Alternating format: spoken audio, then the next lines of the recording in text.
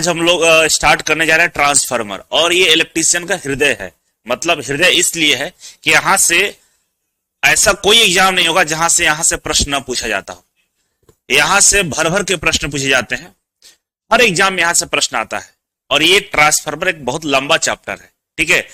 तो आराम आराम से हम लोग पूरे ट्रांसफार्मर को समझेंगे, और इस पे जो भी प्रीवियस ईयर में सवाल पूछे गए सभी सवालों का हम यहाँ पे जिक्र भी करेंगे। और विश्वास करिए, अगर मेरे साथ लगातार आप इस ट्रांसफार्मर को पढ़ लीजिएगा तो हर एग्जाम में जो भी प्रश्न यहां से पूछे जाएंगे आप आसानी से डील कर पाएंगे। थ्योरेटिकल प्रश्न यहां से बहुत ज्यादा पूछे जाते हैं, थ्योरी वाला, ठीक है। न्यूमेरिकल भी आते हैं यहां से, लेकिन थ्योरी वाला प्रश्न ज्यादा देखने को मिलता है। और न्यूमेरिकल जो भी पूछा जाता है, एक दो फॉर्मूले हैं जिसके बिहाफ पे ये पूछा जाता है, ठीक है। तो चलिए, आप सभी का हम स्वागत करते हैं और ट्रांसफार्मर को हम लोग शुरू करने जा रहे हैं, ठीक है। अब ट्रांसफार्मर समझने से पहले एक बात ये समझ लीजिए कि ये जो ट्रांसफार्मर होता है, इसमें जितना भी कार्यक्रम किया जाता है वो वोल्टेज के साथ किया जाता है। किसके साथ किया जाता है? वोल्टेज के साथ किया। बी से क्या होता है? वोल्टेज, और आई से करंट होता है। ये तो सबको मालूम होगा। तो जो भी हम लोग इसके साथ कार्यक्रम करेंगे उसमें वोल्टेज ही आता है, करंट नहीं आता है। तो कुल मिलाकर हम ये बोल सकते हैं कि ट्रांसफार्मर ओनली वोल्टेज के साथ काम करता है, करंट के साथ काम नहीं करता है। जब करंट के साथ काम नहीं कर सकता है तो कह सकते हैं कि जो पावर होता है ना, ट्रांसफार्मर में जो पावर आएगा, तो पावर आप लोग जानते ही होंगे कि पावर इक्वल टू जो फॉर्मूला होता है वो होता है वोल्टेज इंटू करंट होता है, ठीक है। वोल्टेज इंटू करंट होता है। तो पावर में जो भी चेंज होगा, ट्रांसफार्मर के पावर में जो भी चेंज होगा, आप यहां पे देखिए करंट में तो कोई बदलाव नहीं होगा, इसमें कोई बदलाव नहीं होगा। किसमें बदलाव होगा? तो हमारा केवल वोल्टेज में घटेगा या तो बढ़ेगा। तो वोल्टेज या तो घटेगा या तो बढ़ेगा, और इसी वोल्टेज घटने बढ़ने से पावर हमारा घटेगा और नहीं तो पावर हमारा बढ़ेगा। करंट हमारा कांस्टेंट रहेगा, ठीक है। तो ट्रांसफार्मर का मतलब यही होगा कि ये जो डिवाइस है, ये जो हमारा मशीनरी है, ये केवल और केवल वोल्टेज के साथ डील करेगा, ठीक है। ये बात स्पष्ट हो गया होगा। अब कहानी को हम आगे बढ़ाते हैं। कहानी को आगे बढ़ाएं तो आपको ये दिमाग में आता होगा ट्रांसफार्मर आखिर बनाया क्यों गया, इसके पीछे क्या लॉजिक था। ट्रांसफार्मर बनाने के पीछे लॉजिक क्या था, क्यों ट्रांसफार्मर का निर्माण किया गया, क्या बिना ट्रांसफार्मर के दुनिया चल सकती है या नहीं चल सकती है? तो आप ये बोलेंगे कि बिना ट्रांसफार्मर के दुनिया नहीं चलेगी, बंद हो जाएगी, खत्म हो जाएगी, दुनिया ही नस्ताबूत हो जाएगी। क्यों? क्योंकि ट्रांसफार्मर एक ऐसा डिवाइस है। डिवाइस क्यों बोल रहा हूं? डिवाइस उसको बोलता है जहां पे कोई घूमने वाला पार्ट्स ना हो, है ना। तो ट्रांसफार्मर में कोई भी घूमने वाला पार्ट्स नहीं होता है। जिस भी किसी इंस्ट्रूमेंट्स में, जिस भी किसी चीज में घूमने वाला पार्ट्स नहीं हो उसको डिवाइस बोला जाता है। जैसे मोबाइल हो गया, मोबाइल एक आपका डिवाइस है। पंखा आपका एक मशीन है, क्योंकि पंखा में घूमने वाला पार्ट्स लगे हुए हैं, ठीक है। तो ट्रांसफार्मर एक ऐसा डिवाइस है जिसके बिना दुनिया को चलाना ही नामुमकिन है। कैसे? तो यही जो ट्रांसफार्मर है, ये करता क्या है कि अगर 5 वोल्ट चाहिए तो आपको 5 वोल्ट भी प्रदान करेगा, आपको 2 वोल्ट चाहिए तो आपको 2 वोल्ट भी देगा। कहां से देगा भाई?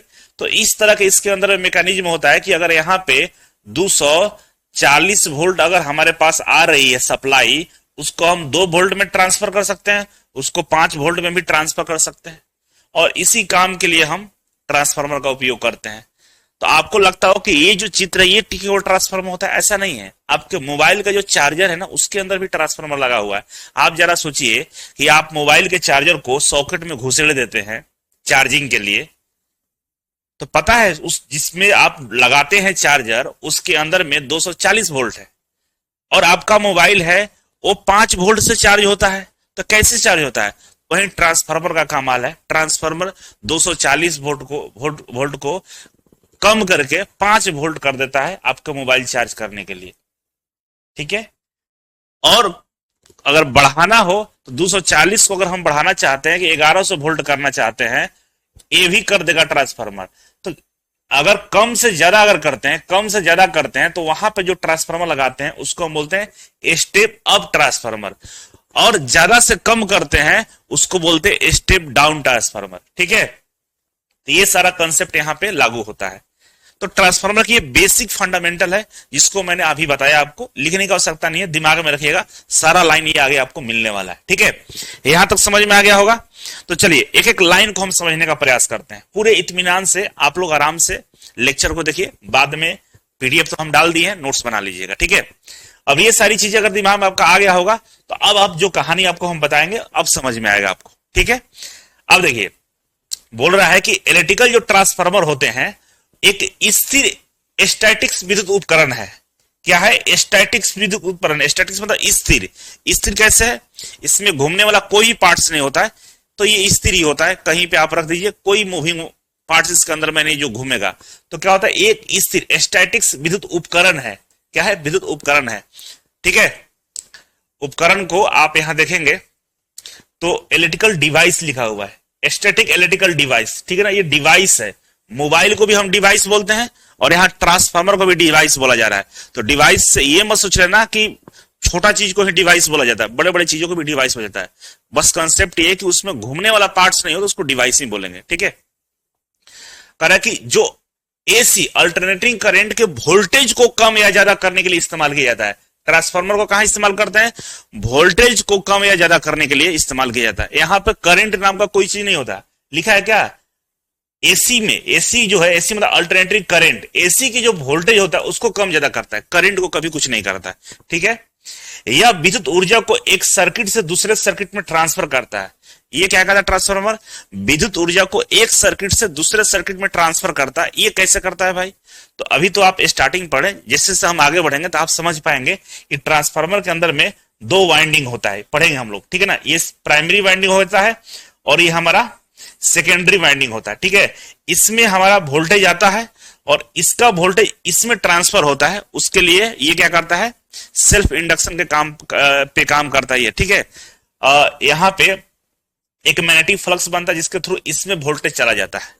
तो एक सर्किट से दूसरे सर्किट, मतलब प्राइमरी सर्किट से सेकेंडरी सर्किट में वोल्टेज का ट्रांसफॉर्मेशन होता है। ये कौन करता है? ट्रांसफार्मर करता है। ट्रांसफार्मर का मैकेनिज्म यही है जो आगे हम लोग पढ़ेंगे। ठीक है, इसके अलावा ट्रांसफार्मर आवृत्ति फ्रीक्वेंसी को नहीं बदलता है। ट्रांसफार्मर क्या करता है? फ्रीक्वेंसी को नहीं बदलता है। आप लोगों को मालूम होगा कि भारत में जो फ्रीक्वेंसी का रेंज है वो कितना है? 50 हर्ट्ज है। पढ़े ना अभी तक हम लोगों ने? पीछे वाला चैप्टर में हम कई बार पढ़ा चुके हैं कि भारत में जो फ्रीक्वेंसी का रेंज है 50 हर्ट्ज है। अमेरिका में कितना है?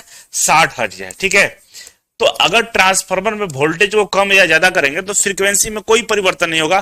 फ्रीक्वेंसी हमारा 50 का 50 हमेशा बना रहेगा, फ्रीक्वेंसी में कोई बदलाव नहीं करता है। और ये पूछा है कई बार कि क्या ट्रांसफार्मर फ्रीक्वेंसी में बदलाव करता है या नहीं करता है, या बोल देता है इनमें से कौन सा डिवाइस है जो फ्रीक्वेंसी में बदलाव नहीं करता है।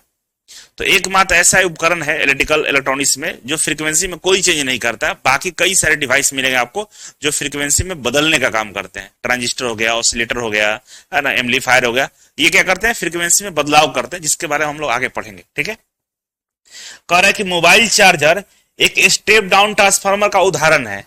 क्यों है? क्योंकि 230 वोल्ट का जो एसी होता है जो हमने दीवार में लगा रखा है, चार्जर को दीवार में सॉकेट में लगाते हैं, वहां पर 230 वोल्ट होता है और आपको मोबाइल चार्ज करने के लिए 5 वोल्ट डीसी सप्लाई करता है। तो ये करने का काम ट्रांसफार्मर करता है। एक्चुअली ट्रांसफार्मर एसी को डीसी में नहीं बदलता है कभी। ठीक है ना, ट्रांसफार्मर हमेशा एसी में ही एसी में काम करता है, डीसी इसमें ट्रांसफार्मर में नहीं होता है। ठीक है, तो यहाँ पे 5 वोल्ट डीसी करने के लिए हम लोग वहां पे एक अलग डिवाइस आता है जो एसी को डीसी में चेंज करता है, वो लगा कर रखते हैं। उस डिवाइस का नाम आप लोग कमेंट बॉक्स में कमेंट करेंगे, नहीं तो हम आगे आपको बताने वाले। ठीक है, तो 230 वोल्ट को 5 वोल्ट में बदलने का काम करता है, वो ट्रांसफार्मर करता है। तो ज्यादा से कम करेंगे तो क्या बोलेंगे? Step down transformer. ठीक है, अब हो रहा है कि पावर ग्रिड में बिजली को लंबे दूरी तक भेजने के लिए हम 11 किलो वोल्ट को 220 किलो वोल्ट बनाते हैं। 11 किलो वोल्ट है, इसको 220 किलो वोल्ट बनाए, तो इसके लिए कौन सा ट्रांसफार्मर का प्रयोग करेंगे? तो स्टेप अप ट्रांसफार्मर का हम प्रयोग करेंगे। और हम घरों में फिर 220 वोल्ट क्या करते हैं? सप्लाई करते हैं। यहां तो स्टेप अप ट्रांसफार्मर लगा दिए, क्यों? क्योंकि 11 किलो वोल्ट से 220 किलो वोल्ट बना दिए। अब 220 किलो वोल्ट से 220 वोल्ट बनाना, तो हम क्या करेंगे? स्टेप डाउन ट्रांसफार्मर का प्रयोग कर लेंगे। ठीक है, तो चलो यहां तक समझ में आ गया होगा आप लोगों को। तो आगे बढ़े, एक बार सभी लोग कमेंट करके जरूर बताएंगे कि यहां तक किसी को कोई डाउट है तो बताइए। यहां तक किसी को डाउट है तो एक बार कमेंट बॉक्स में जरूर कमेंट करें। क्या रुक रुक के चल रहा है भाई? आपके यहां नेटवर्क का इश्यू होगा इसीलिए रुक रुक के चल रहा है। बिल्कुल हरीश बोल रहा है कि रेक्टिफायर का प्रयोग करते, एसी से डीसी में ट्रांसफर करने के लिए बिल्कुल सही है, रेक्टिफायर का प्रयोग करते हैं हम लोग, ठीक है ना। आपका मोबाइल जो चार्ज होता है वो डीसी पर चार्ज होता है, आप चार्जर को एसी सप्लाई में लगाते हो और एसी 220 वोल्ट से 5 वोल्ट डीसी जाता है। एक ट्रांसफार्मर तो 5 वोल्ट कर देता है लेकिन एसी करता है, और एसी को डीसी में बदलने के लिए रेक्टिफायर का हम लोग प्रयोग करते हैं, ठीक है। कि ट्रांसफार्मर केवल एसी सप्लाई पे ही कार्य करता है, डीसी पर कार्य नहीं करता। मैं पहले ही बता चुका हूं कि ट्रांसफार्मर केवल एसी पर काम करता है। दूसरा है, इस उपकरण से एसी की उच्च वोल्टेज को हम लोग हाई वोल्टेज को, सब क्या लिखा है, इस उपकरण से एसी की उच्च वोल्टेज को निम्न वोल्टेज तथा निम्न वोल्टेज को हम लोग हाई वोल्टेज में परिवर्तित करते हैं, है ना। ट्रांसफार्मर दोनों काम करता है, या तो उच्च वोल्टेज रहेगा उसको निम्न वोल्टेज में कर देगा, और लो वोल्टेज मतलब निम्न वोल्टेज को उच्च वोल्टेज भी करता है, दोनों काम करता है। लो से हाई और हाई से लो दोनों ये काम करता है। और लो से हाई करेगा उसको स्टेप अप ट्रांसफार्मर बोलेंगे, और जो हाई से लो करेगा उसको स्टेप डाउन ट्रांसफार्मर बोलेंगे, ठीक है। कह रहा है कि सामान्यतः step down transformer sub station पर उपयोग किए जाते हैं। कह रहा है कि step down transformer sub station पर उपयोग किए जाते हैं। क्यों किए जाते हैं भाई? तथा step up transformer generating station पे वोल्टेज को बढ़ाने के लिए किया जाता है। आप समझिए क्या होता है, जहां पे हम बिजली का उत्पादन करते हैं उसको बोलते हैं जनरेटिंग स्टेशन। क्या बोलते हैं? Generating station. और जनरेटिंग स्टेशन पे हम जो ट्रांसफार्मर लगाते हैं, यहां पे जो ट्रांसफार्मर हम लगाते हैं, ये ट्रांसफार्मर हो गया, ये स्टेप आउट ट्रांसफार्मर लगाते हैं। क्यों? क्योंकि जहां बिजली का उत्पादन होता है वहां से कई किलोमीटर दूर तक हम बिजली को ट्रांसमिट करते हैं, ठीक है। तो ट्रांसमिट करेंगे तो मान लीजिए यहां पे 11 किलो वोल्ट पैदा किए और 11 किलो वोल्ट ट्रांसमिट करेंगे तो ये कम होकर 6 किलो वोल्ट हो जाएगा। तो हम क्या करते हैं, यहां पे स्टेप अप ट्रांसफार्मर लगाकर इसको 11 किलो वोल्ट को 36 किलो वोल्ट 32 किलो वोल्ट कर देते हैं और तब भेजते हैं। तो बीच में लॉसेस होता है, लेकिन हमारा तो 11 वोल्ट को बढ़ाया है ना, तो बहुत ज्यादा लॉस नहीं होगा। और यहां पे क्या करते हैं, स्टेप डाउन ट्रांसफार्मर लगा कर रखते हैं, और फिर यहां पे हम स्टोर करेंगे तो 11 किलो वोल्ट में हम कम करके स्टोर कर सकते हैं, मतलब ग्रिड में सप्लाई कर सकते हैं और ग्रिड से फिर अपने घरों तक ट्रांसमिट कर सकते हैं। ये एक्चुअल डेटा नहीं है कि कितना करते हैं, आपके मर्जी 66 किलो वोल्ट भी इसको बना सकते हैं, ठीक है।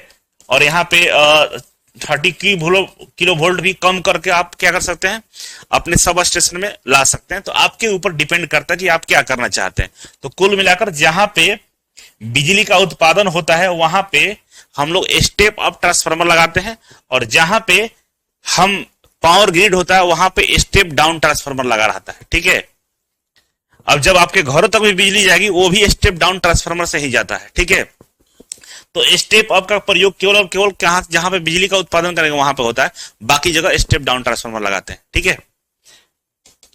चलो यहां तक सभी लोगों को समझ में आ गया होगा।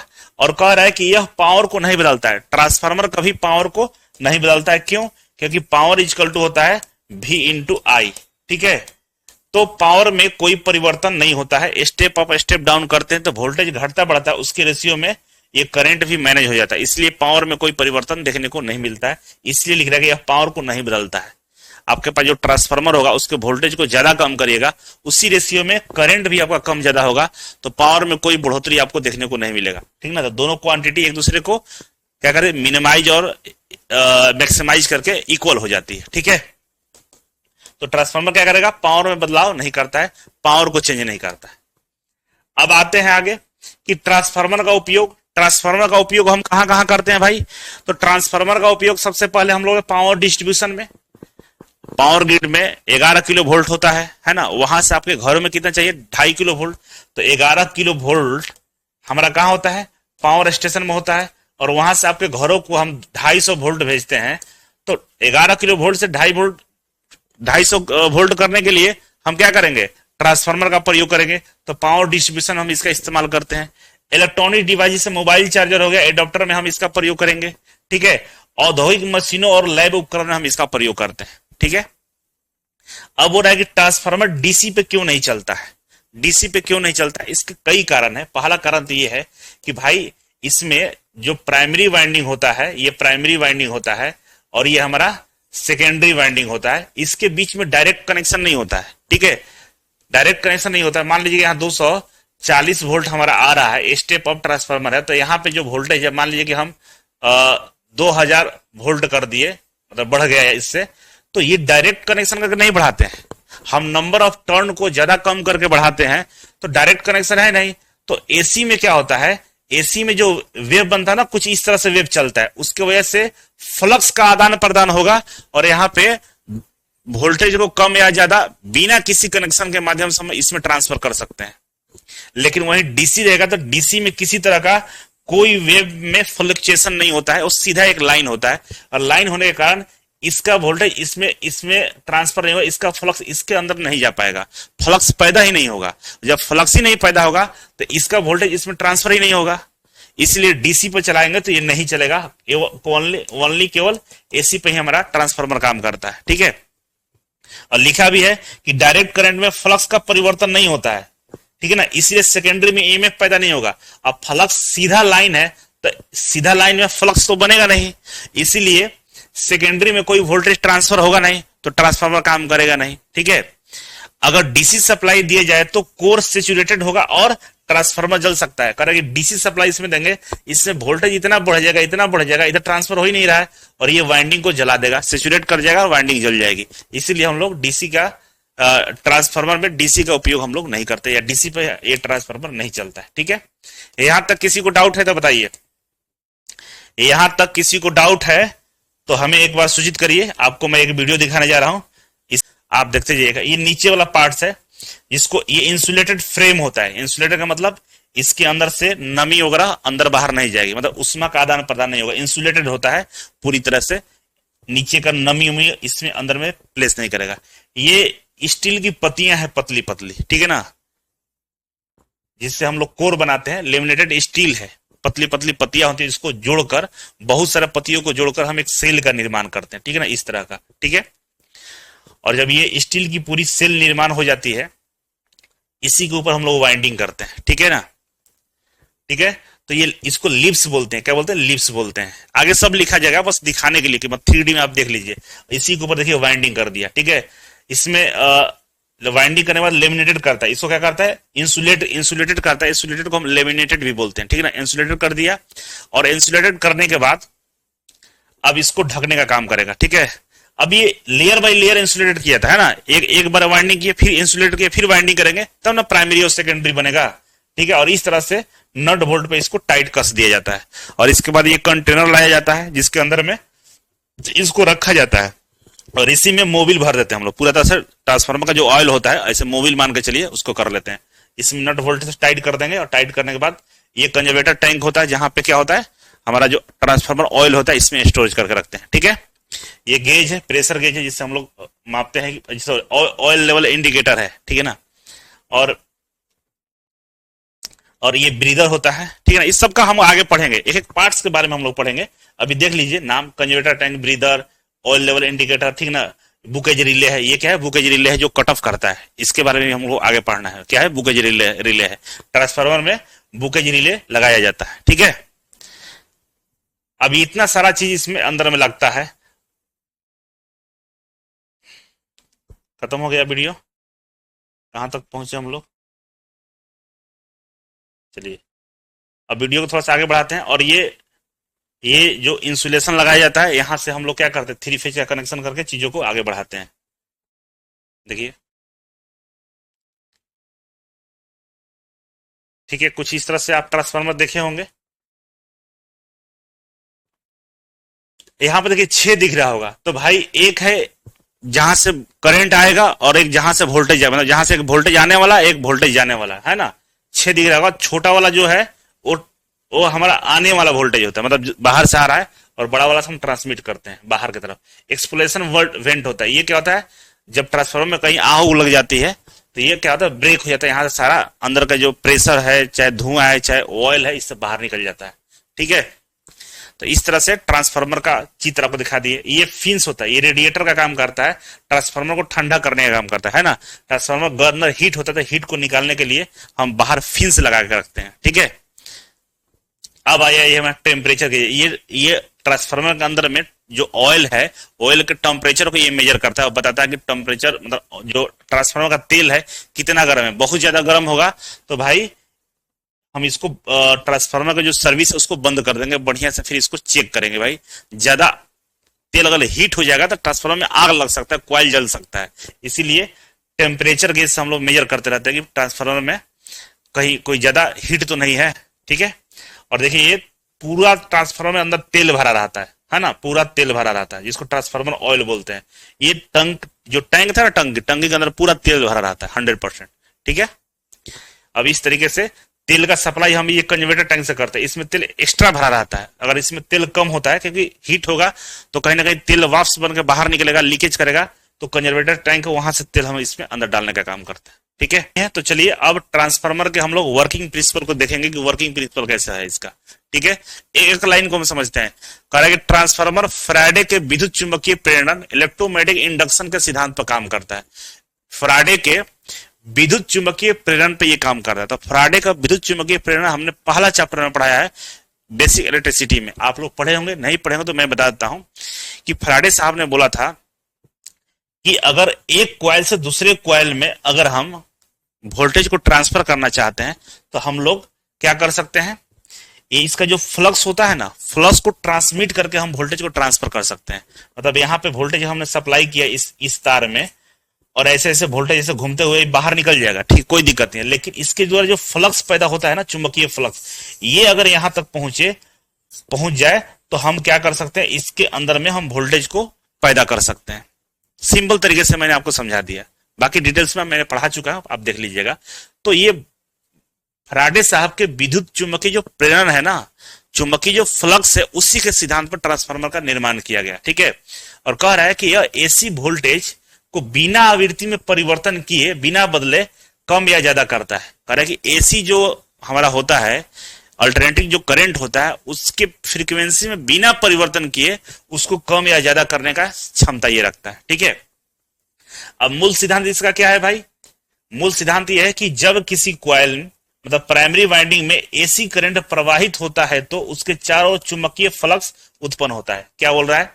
ये देखिए, ये हमारा प्राइमरी सर्किट है, प्राइमरी वाइंडिंग कह दीजिए, और ये हमारा सेकेंडरी वाइंडिंग है, ठीक है। तो प्राइमरी वाइंडिंग में यहां से देखिए करंट इंटर कर रहा है, करंट या वोल्टेज बोल सकते हैं, इंटर किया। जब इंटर करता है, इस करंट के वजह से, इस करंट एसी करंट की वजह से एक फ्लक्स पैदा होता है। किसी भी तार में जब करंट का फ्लो होता है तो उस तार के चारों तरफ एक चुंबकीय फ्लक्स पैदा होता है। क्या होता है? चुंबकीय फ्लक्स पैदा होता है। ये आप लोग मैग्नेटिज्म में पढ़े हैं, ठीक है।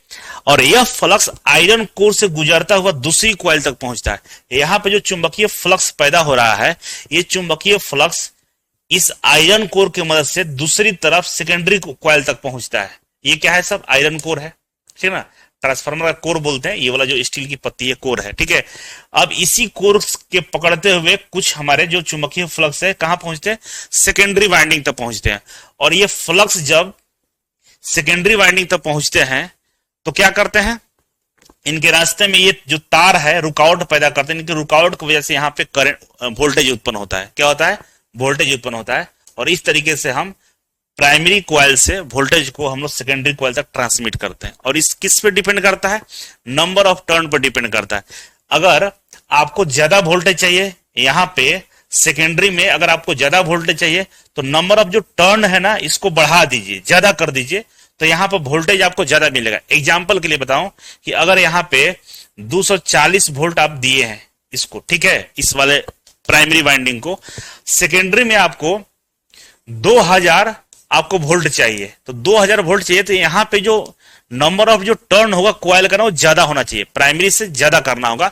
कितना ज्यादा करना होगा ये तो आगे पढ़ने का विषय है, लेकिन आपको इस बात से समझ जाना होगा कि अगर सेकेंडरी वाइंडिंग में नंबर ऑफ जो टर्न है ना, इसका संख्या अगर ज्यादा है तो कहेंगे कि ये स्टेप अप ट्रांसफार्मर है हमारा। अगर प्राइमरी वाइंडिंग में, यहां प्राइमरी वाइंडिंग में नंबर ऑफ टर्न अगर ज्यादा है और इधर नंबर ऑफ टर्न हमारा कम है तो कहेंगे स्टेप डाउन ट्रांसफार्मर है। क्यों? क्योंकि यहां 240 वोल्ट जो हम दिए हैं, यहां पर हो सकता है 5 वोल्ट मिले हमें। यहां पर मान लीजिए 240 वोल्ट हमने दिया तो यहाँ पर आपको हो सकता है 5 वोल्ट मिले। क्यों? क्योंकि यहाँ पर नंबर ऑफ टर्न ज्यादा है। अगर नंबर ऑफ टर्न यहाँ ज्यादा बना देंगे तो इधर कम रहेगा तो इधर वोल्टेज बढ़ जाएगा। ठीक है, और ये सारा कारनामा होता है, ये जो क्वाइल है, जो लिपटा हुआ जो तार है, इसी पे डिपेंड करता है। ठीक है, तो यहां पर समझ गए होंगे कि फैराडे साहब का जो म्यूचुअल इंडक्शन का सिद्धांत है, सॉरी सेल्फ इंडक्शन का जो सिद्धांत है, उसी के सिद्धांत पे ये काम करता है। म्यूचुअल इंडक्शन भी बोल सकते हैं। ठीक है, यहाँ पे इलेक्ट्रोमैग्नेटिक इंडक्शन लिखा हुआ है, वही बात होता है। तो प्राइमरी में हमने क्या किया, वोल्टेज सप्लाई किया, और ये जो फ्लक्स पैदा हुआ, फ्लक्स घूमते हुए लेमिनेटेड कोर के थ्रू यहाँ सेकेंडरी तक पहुंचा और यहाँ पे हमारा वोल्टेज का उत्पादन कर दिया। ठीक है, इस तरीके से हमारा क्या होता है, ट्रांसफॉर्मर प्राइमरी से सेकेंडरी में वोल्टेज का ट्रांसफॉर्मेशन होता है। ठीक है, अब बोल रहा है फैराडे के नियमानुसार सेकेंडरी कॉइल में फ्लक्स के परिवर्तन, चेंजिंग फ्लक्स के कारण ईएमएफ विद्युत वाहक बल पैदा होता है। कह रहा है कि जब सेकेंडरी कॉइल में जब हमारा फ्लक्स गया तो फ्लक्स क्या है, हमारा एसी है, एक तो एसी फ्लक्स है, तो ये परिवर्तित हो रहा है, और वहां पे कॉइल लगा हुआ है, तार लगा हुआ है, तो उसको जब ये काटेगा फ्लक्स तो क्या होगा, वहां पे वोल्टेज पैदा होगा। और जितना नंबर ऑफ कॉइल ज्यादा होगा, मान लीजिए एक कॉइल बना, ऐसे एक कॉइल है, तो यहाँ फ्लक्स एक को काटेगा तो 1 वोल्ट हुआ। तो कॉइल का संख्या ऐसे घुमा दीजिए, बहुत ज्यादा करिए तो बहुत ज्यादा को ऐसे ऐसे काट रहा है तो वोल्टेज संख्या बढ़ते जाएगा। यही सिंपल सा एक वहां पे क्या है, लॉजिक है, और इसी लॉजिक पर ट्रांसफार्मर का निर्माण किया गया है। ठीक है, अब हो रहा है कि फ्लक्स लीकेज और ईएमएफ समीकरण, ईएमएफ इक्वेशन और फ्लक्स लीकेज क्या होता है, इसको समझने के लिए हम समझेंगे ट्रांसफार्मर रेशियो। इसको बोलते हैं ट्रांसफार्मर रेशियो, हम लोग बोलते हैं। ठीक है, क्या होता है ट्रांसफार्मर रेशियो? ट्रांसफार्मर रेशियो क्या होता है, कारण प्राइमरी वोल्टेज और सेकेंडरी वोल्टेज का अनुपात को हम लोग क्या बोलते हैं, ट्रांसफार्मर रेशियो बोलते हैं। या वाइंडिंग के जो टर्न होता है ना, उसको भी हम बोल सकते हैं। देखिए दो यहां पर लिखा हुआ है, वोल्टेज और टर्न लिखा हुआ है। ठीक है, तो यहां पे आपको समझाने के लिए मैं डायग्राम बना देता हूं। ठीक है, ये प्राइमरी हो गया और ये हमारा सेकेंडरी हो गया। ठीक है, तो प्राइमरी में जो वोल्टेज होगा उसको क्या बोलेंगे, वीपी। प्राइमरी में जो वोल्टेज होगा वीपी, सेकेंडरी में जो वोल्टेज होगा उसको वीएस। ठीक है, इसमें जो नंबर ऑफ टर्न होंगे उसको हम लोग प्राइमरी को एनपी बोलेंगे और सेकेंडरी को एनएस बोलेंगे ना। तो नंबर ऑफ टर्न और वोल्टेज के जो रेशियो होता है उसी पर डिपेंड करता है। तो यहां पे जो रेशियो लिखते हैं तो कुछ इस तरह से लिखते हैं हम लोग। रेशियो कैसे लिखते हैं, तो सबसे पहले हम लिखेंगे सेकेंडरी वीएस बटा वीपी, मतलब secondary upon primary equal to, अब नंबर ऑफ टर्न में आएंगे तो नंबर ऑफ टर्न भी पहले सेकेंडरी लिखेंगे और नंबर ऑफ टर्न प्राइमरी लिखेंगे, मतलब प्राइमरी बटा सेकेंडरी करते हैं। ठीक है ना, प्राइमरी बटा सेकेंडरी करते हैं, ध्यान रखिएगा। और सॉरी, सेकेंडरी बटा प्राइमरी होगा ना, हम कैसे करते हैं, सेकेंडरी बटा प्राइमरी करते हैं। इसको ध्यान में रखिएगा तो फॉर्मूला लिख सकते हैं। कैसे लिख सकते हैं, रेशियो हमारा नंबर ऑफ टर्न और वोल्टेज के बीच में बन रहा है, तो ऊपर क्या है सेकेंडरी, तो चलिए वीएस अपन वीपी, ये वोल्टेज वाला हो गया रेशियो। अब नंबर ऑफ टर्न वाला करते हैं, तो सेकेंडरी ऊपर है तो एनएस अपन एनपी।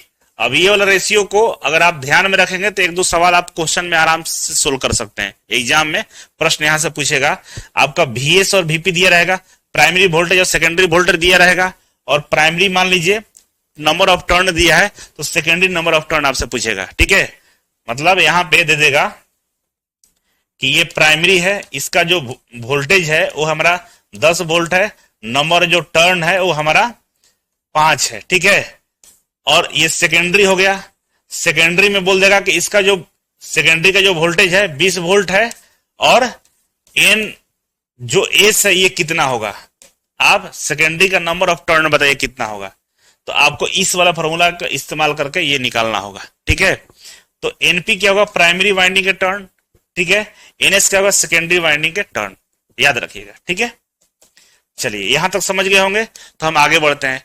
तो ये वाला ईएमएफ इक्वेशन है, इसको याद कर लीजिएगा। इसका एक मतलब डेरिवेशन होता है, लेकिन आपके स्तर पर डेरिवेशन की आवश्यकता नहीं है, आईटीआई में इसका डेरिवेशन करने का कोई आवश्यकता नहीं है, बस आप इस वाले फॉर्मूले को याद रखिएगा। ठीक है, ये क्या होता है भाई, तो इसको बोलते हैं हम लोग EMF equation. EMF equation, EMF मतलब वोल्टेज, ये वोल्टेज का इक्वेशन है कि जो ट्रांसफार्मर के अंदर में जो वोल्टेज पैदा होगा कितना पैदा होगा, इस वाला इक्वेशन हम निकालते हैं। कैसे निकालते हैं, ई क्या हुआ, ईएमएफ हो गया प्रेरित वोल्टेज, ठीक है। एफ क्या होगा, एसी की आवृत्ति, ये तो 50 हर्ट्ज जो होता है मालूम है सबको, है ना। एफ क्या होगा, फ्रीक्वेंसी हो गया। ई क्या, ईएमएफ हो गया। ये फाई है, फाई क्या है, कोर का फ्लक्स है। कोर का फ्लक्स किस में होगा, वेबर में होगा, ठीक है। और एन क्या है, नंबर ऑफ टर्न है। और किसी न्यूमेरिकल में आपको फ्रीक्वेंसी दिया हो, नहीं भी दिया हो तो आपको सबको मालूम है 50 हर्ट्ज जो होता है, फ्लक्स दिया हो और नंबर ऑफ टर्न दिया हो तो आप पता कर सकते हैं कि ट्रांसफार्मर के अंदर में कितना ईएमएफ पैदा होगा, ट्रांसफार्मर में कितना ईएमएफ पैदा होगा आप बता सकते हैं, ठीक है। अब इसी फॉर्मूले से हम लोग पता करते हैं। तो क्वेश्चन में आपको 2-3 चीज दिया रहेगा, मतलब ये और ये सब दिया रहेगा और पूछा कि ईएमएफ, ट्रांसफार्मर का ईएमएफ बताइए, तो आपको बताना होगा, ठीक है। अब आते हैं आगे। तो ये है स्टेप और स्टेप डाउन कैसे होता है, इसका एक चार्ट मैंने बना दिया और इसको याद रखिएगा। कैसे याद रहेगा ये चार्ट, तो याद करने का तरीका समझ लीजिए। अब याद करने का तरीका है, यहां पे 2 चीजें हम बना दे रहे हैं। एक तो यहां पे ये है, ठीक है, ये प्राइमरी वाइंडिंग है और ये हमारा सेकेंडरी वाइंडिंग है, ठीक है ना। अगर ट्रांसफार्मर स्टेप अप होगा, स्टेप अप ट्रांसफार्मर होगा, इसका मतलब जो प्राइमरी वाइंडिंग होगा इसमें नंबर ऑफ टर्न का संख्या कम होगा और सेकेंडरी में नंबर ऑफ टर्न का संख्या ज्यादा होगा, ठीक है ना। तब तो स्टेप अप करेगा। कैसे करेगा, तो मान लीजिए यहां पे हमारा 250 वोल्ट है, ठीक है, किसमें, प्राइमरी में, और सेकेंडरी में हमें मिल रहा है 2500 वोल्ट। तो क्या हुआ, हमारा वोल्टेज बढ़ा। कैसे बढ़ा, तो नंबर ऑफ टर्न हमारा बढ़ा हुआ है। तो अगर कॉइल का नंबर ऑफ टर्न ज्यादा रहेगा तो ट्रांसफार्मर आपका स्टेप अप होगा। तब जब स्टेप अप होगा तो इसमें जो वाइंडिंग किया गया उसको बोलते हैं एनपी और इसमें जो वाइंडिंग होता है उसको बोलते हैं हम एनए, सेकेंडरी वाइंडिंग, ठीक है। अब अनुपात की बात करें तो क्या अनुपात होगा भाई, तो यहां पे कौन ज्यादा है, तो हमारा एनएस ज्यादा है, तो लिखेंगे यहां पे स्टेप अप में एनएस ग्रेटर देन एनपी हो जाएगा ना। एनएस मतलब सेकेंडरी वाइंडिंग में नंबर ऑफ टर्न ज्यादा होगा प्राइमरी से, कब, जब हमारा स्टेप अप होगा। तो ये होगा हमारा टर्न का अनुपात। वोल्टेज का अनुपात की बात करें तो वोल्टेज किस में ज्यादा है, सेकेंडरी में ज्यादा है, प्राइमरी में कम है, तो वोल्टेज भी लिखेंगे लिखेंगे तो इसका वोल्टेज को क्या बोलेंगे हम लोग, वीपी, और इसके वोल्टेज को बोलेंगे वीएस। तो कौन ज्यादा है, तो बोलेंगे वीएस ग्रेटर देन वीपी। ये वीएस ज्यादा होगा, देखिए 2500 वोल्ट है, उसमें 250 वोल्ट है, तो वीएस ज्यादा है वीपी से। वोल्टेज में हमारा क्या होगा, इस तरह से लिखेंगे हम लोग, मतलब सेकेंडरी वोल्टेज ज्यादा है, प्राइमरी वोल्टेज कम है, सेकेंडरी ज्यादा है, प्राइमरी कम है, इसमें सेकेंडरी का टर्न ज्यादा है, प्राइमरी का टर्न कम है, ठीक है। अब आते हैं उदाहरण, कहां इस्तेमाल करते हैं स्टेप अप का, तो हम पावर ग्रिड में करते हैं। किस लिए करते हैं, 11 किलो वोल्ट को 220 किलो वोल्ट में अगर हमको बदलना होता है तो हम पावर ग्रिड में इसका इस्तेमाल करते हैं, ठीक है। अब आते हैं स्टेप डाउन ट्रांसफार्मर। अब स्टेप डाउन समझिए। अब स्टेप डाउन समझने के लिए फिर से मैं इसको मिटा के बनाता हूं तो और आपको समझ में आएगा। तो स्टेप डाउन में, ठीक है, देखिए स्टेप डाउन बना रहा हूं, ये प्राइमरी वाइंडिंग हो गया और ये हमारा सेकेंडरी वाइंडिंग हो गया, ठीक है। इसमें जो नंबर ऑफ टर्न होगा उसको बोलेंगे एनपी और जो इसमें वोल्टेज होगा उसको बोलेंगे वीपी, ठीक है ना। इसके वोल्टेज को वीपी, नंबर ऑफ टर्न को एनपी, और इसके वोल्टेज को वीएस और नंबर ऑफ टर्न को एनएस बोलेंगे, ठीक है। अब जब स्टेप डाउन होगा तो मतलब स्टेप डाउन का मतलब हुआ, मतलब क्या हुआ कि यहां हमारा 250 वोल्ट है तो इसमें जो वोल्टेज होगा मान लीजिए 5 वोल्ट होगा, स्टेप डाउन नहीं ना होगा, तो कह सकते हैं कि सेकेंडरी में नंबर ऑफ जो टर्न होता है वो कम होता है। नंबर ऑफ टर्न क्या होता है, कम होता है, और प्राइमरी में ज्यादा होता है, ठीक है। तो यहां पर लिख सकते हैं ना कि सेकेंडरी जो है हमारा, सेकेंडरी में number of turn less than है एनपी प्राइमरी से, मतलब प्राइमरी में नंबर ऑफ टर्न हमारा ज्यादा रहेगा। देखिए इधर मुंह खुला हुआ मतलब ज्यादा है, तो इसमें नंबर ऑफ टर्न ज्यादा है, इसमें नंबर ऑफ टर्न हमारा कम है। वोल्टेज की बात करें तो भाई वोल्टेज वीएस में कम होगा, 5 वोल्ट है, वहां 250 वोल्ट है, तो जो सेकेंडरी वोल्टेज है वो कम रहेगा हमारा, लेस देन क्या होगा, वीपी या ग्रेटर देन वीएस। वीएस से ज्यादा रहेगा तो वोल्टेज हमारा प्राइमरी में ज्यादा रहेगा, सेकेंडरी में कम रहेगा, वही लिखा हुआ है, ठीक है। कहां उपयोग करते हैं, घरों में करते हैं। 230 वोल्ट को अगर हमको 12 वोल्ट में करना है तो क्या करेंगे हम लोग, यहाँ पे स्टेप डाउन ट्रांसफार्मर का प्रयोग करते हैं। तो दो ट्रांसफार्मर आप समझ गए। एक तीसरा ट्रांसफार्मर भी होता है जिसका नाम होता है आइसोलेशन ट्रांसफार्मर। इसमें नंबर ऑफ टर्न बराबर होता है। इसमें जितना प्राइमरी में नंबर ऑफ टर्न होगा उतना सेकेंडरी में कम ज्यादा नहीं होता। देखिए एनएस इक्वल टू एनपी, दोनों में नंबर ऑफ टर्न बराबर होता है, उसको आइसोलेशन ट्रांसफार्मर करते हैं। और वोल्टेज भी बराबर होगा। जब नंबर ऑफ टर्न दोनों में बराबर है तो वोल्टेज भी बराबर होगा। ठीक है। और कहां उपयोग करते हैं? सुरक्षा के लिए करते हैं। सुरक्षा किस तरह का? मान लीजिए कहीं वोल्टेज हमको कम ज्यादा नहीं करना है, सेम वोल्टेज सप्लाई करना है, लेकिन बीच में हमको ऐसा कंट्रोल रखना है कि कभी कुछ दिक्कत हो तो हम वोल्टेज को ब्रेक कर दें। तो वोल्टेज को ब्रेक करने के लिए, रोकने के लिए हम ट्रांसफार्मर बीच में लगा देते हैं और उसको ऑफ कर दें, ट्रांसफार्मर को बंद कर देंगे, सप्लाई बंद हो जाएगा। इसके लिए हम लोग सुरक्षा सेफ्टी के लिए हम इसका इस्तेमाल करते हैं, आइसोलेशन ट्रांसफार्मर का। ठीक है। तो यहां तक किसी को कोई डाउट है तो एक बार हमें जरूर सूचित करिए। ठीक है। इसके बाद यहां से आगे हम लोग कल पढ़ेंगे। ठीक है। वाइंडिंग हम लोग कल से पढ़ेंगे, ट्रांसफार्मर का कंस्ट्रक्शन और वाइंडिंग। ये बेसिक लेक्चर था ट्रांसफार्मर के ऊपर में, जो मैं इसमें बताया कि भाई ट्रांसफार्मर क्या होता है, वोल्टेज इसमें किस तरह से बदलता है, घटता है, किसके सिद्धांत पे काम करता है, कंस्ट्रक्शन इसका हम लोग कल से पढ़ने जा रहे हैं। ठीक है। तो एक बार आप सभी से गुजारिश है, number of turn directly proportional to voltage, बिल्कुल सही है। और number of turn directly proportional बोल सकते हैं, एक दूसरे के ये प्रोपोर्शनल होते हैं, सही बात है। तो एक बार आप लोगों से गुजारिश है, कमेंट करके बता दीजिए कि कहीं से कोई डाउट है तो बताइए, अभी मैं अवेलेबल हूं, बता सकता हूं। अदरवाइज मैं लेक्चर को कंप्लीट करने जा रहा हूं, मतलब आज का लेक्चर यहीं तक रहेगा, कल हम लोग फिर इसको पढ़ेंगे। ठीक है। और जितने बच्चे आज क्लास में थे, उम्मीद है कि कल भी आप लोग रहेंगे। अब रेगुलर क्लास चलेगा और आपका ये शायद 8वां चैप्टर चल रहा है, तो मैं बहुत जल्द मशीन पार्ट को खत्म कर दूंगा। इसके बाद 3 से 4 चैप्टर बचेगा जो मशीन वाला पार्ट होगा। और मशीन खत्म कर लिए, पढ़ लिए, तो सबसे टफ वाला पार्ट आप पढ़ चुके हैं, ये समझ लीजिए कि सबसे जो एडवांस होता है ना, जो सबसे मुश्किल वाला काम है, वो हम पहले कर ले रहे हैं। और जब मुश्किल वाला काम कर लेंगे, जहां से 80% क्वेश्चन यहीं से पूछे जाते हैं, शुरू का मैंने जितना चैप्टर अभी अब तक आपको पढ़ाया है और 2-4 चैप्टर पढ़ लीजिएगा, तो 50 से 60% क्वेश्चन आपको यहां से केवल पूछे जाते हैं, मशीन पार्ट से। और बाकी से क्वेश्चन 30 से 40% पूछे जाते हैं। इतना बड़ा वेटेज है। ठीक है। तो चलिए, बहुत बहुत धन्यवाद जुड़ने के लिए।